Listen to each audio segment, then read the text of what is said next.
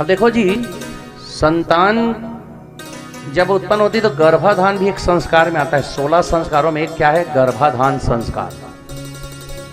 अब गर्भाधान संस्कार का एक समय रहता है, एक स्थिति रहती है। और ये बात तो सदैव समझ लिए रहना कि जितनी हमारी बुद्धि रहती है उतनी ही हमारी समझ रहती है। इसलिए इस कथा को सुनते सुनते अपनी समझ को थोड़ा ऊपर करो संसार से। जैसे कि मूल नक्षत्र में जन्म लेने वाला जो संतान होए वह पिता की संपत्ति का नाश करता है, दुखदाई करता है। और अशुभ मुहूर्त में उत्पन्न हुए बालक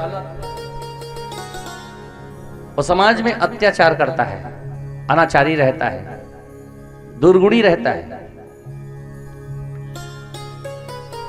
इसलिए गर्भाधान का भी समय आता है।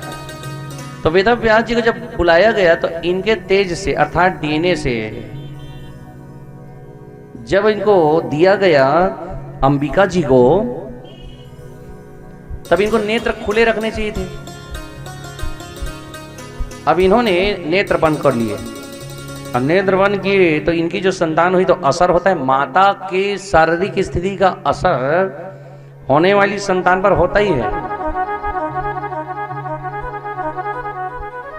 हाँ भाई, छत्तीसगढ़ी में कहे ना, जैसना जैसना दाई दादा तैसना तैसना लड़का। अब संतान कई बार अपनी माता का चेहरा लेके क्यों आता है?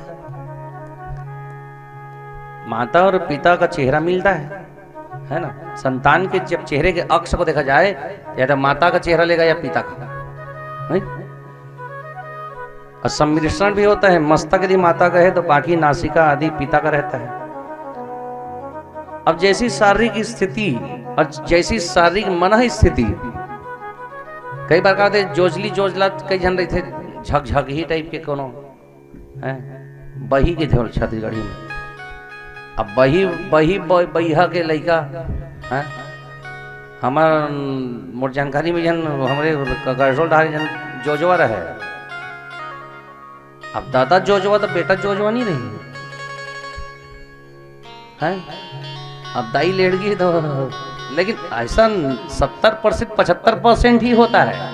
यानी मत समझना कि 100% हो, 75%। बाकी सब तो कर्मों का प्रभाव है। कई बार तो देखो त्यज्य माता पिता की संतान भी सुंदर और बलिष्ठ हो जाती है ना। अब माता की मन स्थिति का असर पड़ता है। इसीलिए गर्भस्थ जो माता लोग हैं ना, उसको क्या करना चाहिए?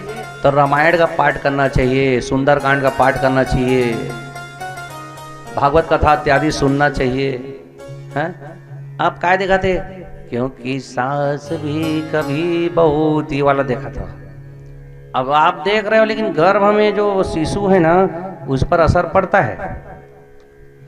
अब वो जब जन्म होते तो नौटंकीबाज एक नंबर के ड्रामा बाज रहे थे। अब भाई ज्ञान व्यान बढ़िया रहता तो ज्ञानी होती। अभिमन्यु जब गर्भ में था ना जी, तो इसकी माता ये ज्ञान ले रही थी अर्जुन जी से कि चक्रव्यूह में कैसे प्रवेश करते हैं स्वामी। हाँ ठीक कह रही हो। देखो ऐसा है कि सबसे पहले ना किनारे वाले द्वार को, कमजोर कड़ी को तोड़ो। इसके बाद बाईं ओर जाकर के एक भाले से उसके द्वारों को तोड़ो। उसके बाद 3 परिक्रमा लगाने के बाद आप भीतर भेदन कर सकते हो।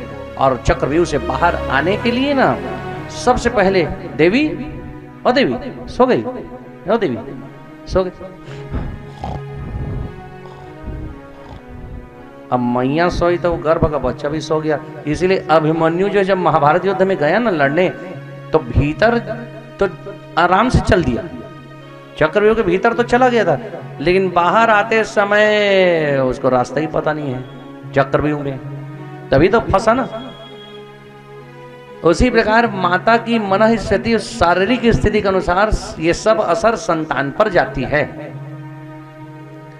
हाँ यदि माता या पिता में से किसी की नजर कमजोर है, जवानी में चश्मा लगे, मान लो 20 साल के हो तब भाई 30-35 में लगते समझ में आते, अब 20 साल ले चश्मा लगे, अब कोनो 10 साल लिए मोटा लग रही थे, अब उसकी संतान भी अब चश्मा पहनी तो ताजुब मत करना, है नहीं। अब हमारे दादाजी के बाल है देखा 90 साल की तब नहीं पाके रही करिया रही। अब हमारे पिताजी के बाल भी एकदम न झड़े न वे हुए तस्ने मोरो है ना।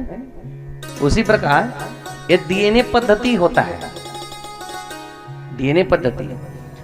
तो ये अंबिका जी का कर दी, नेत्र बंद कर दी, डरा रहे हैं।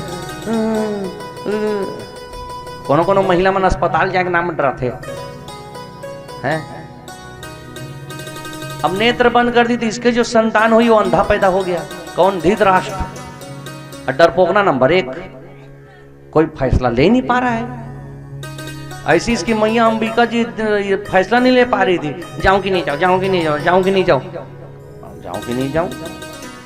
फैसला एक लो, न्याय और धर्म को देखते हुए फैसले लिया करो तो फैसला लेने में आसानी होगी। अब एक और दूसरी है, कौन है? अंबालिका जी। अंबालिका जी पूछने लगी अंबिका से, दीदी वो परेशानी है? बोले बहुत परेशानी है, एकदम जलन है, एकदम शरीर आग की तरह जलता है एकदम। 9 महीना कैसे बिताएं? वो है, सही बात है, भैंसक सिंह भैंसैल जरूरी थे, छत्तीसगढ़ी में कहावत है। 9 महीना ले कोरा धारण करना ले तो तुमन झौहल बोह के दिखावा 9 महीना लगातार नहीं जी। अरे बोह के मत दिखाओ, एक काम करो 10 किलो के बाट ले और 10 किलो बाट इसे कनिया में से पान के चलो। अब हम 9 महीना तक उसने सूतना है। कैसे? हाँ, मतलब कि एक संतान को धरती में लाना मतलब मौत से खेलने के बराबर है। अंबालिका जैसी सुनी कि अरे बाबा रे, पूरा शरीर एकदम आगे बढ़ रहा है जैसा लगता हो, तो कहा कि वो चंदन पिसवा के चंदन को लेपन कर दी और ठंडा पड़ गया। महतारी मतलब ठंडा ठंडा से बजना रही थी 9 महीना के बाद भी।